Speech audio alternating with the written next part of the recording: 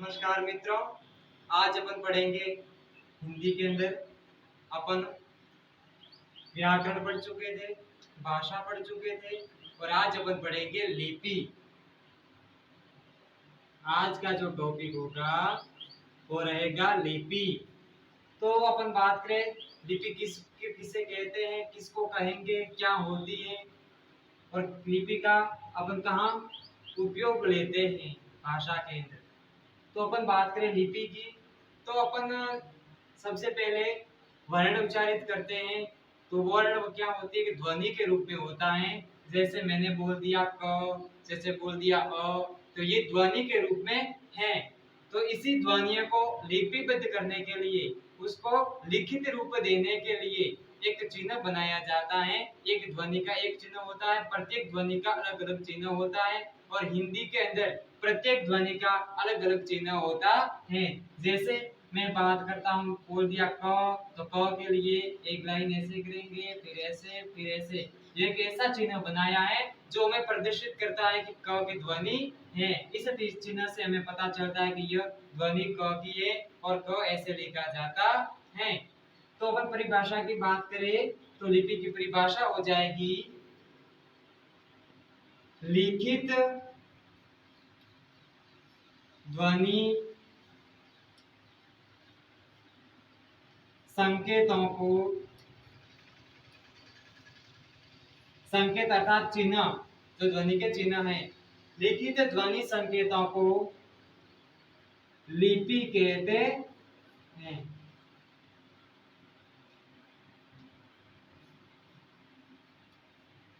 और अभी अपन ने बात की कि हिंदी के अंतर्गत प्रत्येक ध्वनि के लिए अलग अलग चिन्ह होता है।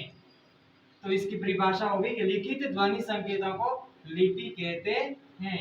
अब अपन बात करें कि लिपि हमने कहाँ उपयोग में ली जाती है, तो प्रत्येक भाषा का जो मूल आधार होता है वो लिपि होता है। लिपि से ही अपन लिख सकते हैं, किसी विचारों को संयोज करके रख सकते हैं। जिसमें अपन पढ़ते हैं, अपन बात करें हिंदी भाषा की लिपि कौन सी है, तो बात करेंगे देवनागरी।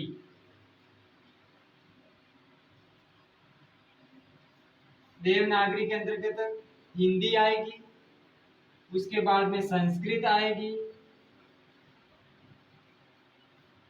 उसके बाद में नेपाली आएगी, उसके बाद में मराठी आएगी। अपन बात करते हैं कि अंग्रेजी, क्योंकि अंग्रेजी हमारे यहाँ चलती है, तो अंग्रेजी भाषा की लिपि होगी वो देवनागरी नहीं होगी, तो कौन सी होगी, रोमन। अपन बात करें उर्दू की, उर्दू की कौन सी होगी, फारसी। और अपन बात करें पंजाबी की, तो पंजाबी की जो लिपि होगी वो गुरुमुखी होगी।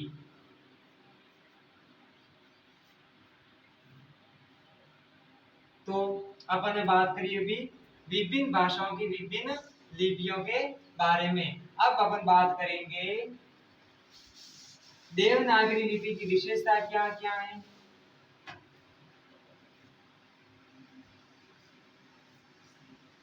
तो देवनागरी की जो लिपि की विशेषता है, तो पहली विशेषता हो जाएगी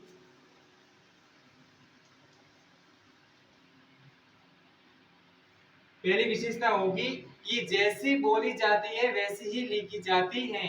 ऐसा नहीं कि बोलने का उच्चारण अलग होता है और लिखने का अलग होता नहीं। हिंदी के अंतर्गत जैसी बोली जाती है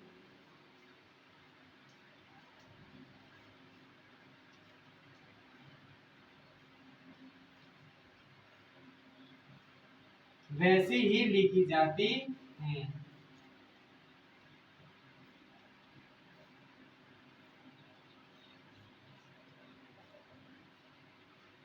इसकी दूसरी विशेषता हो जाएगी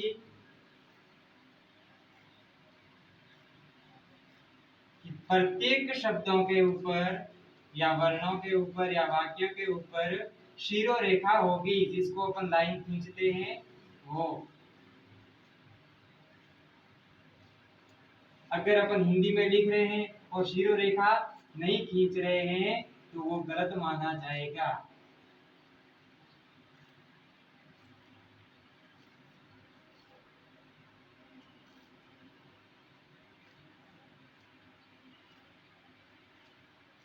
तो इसी प्रकार अपन ने भाषा के लिपि और लिपि की विशेषता के बारे में बात की। तो इसी तरह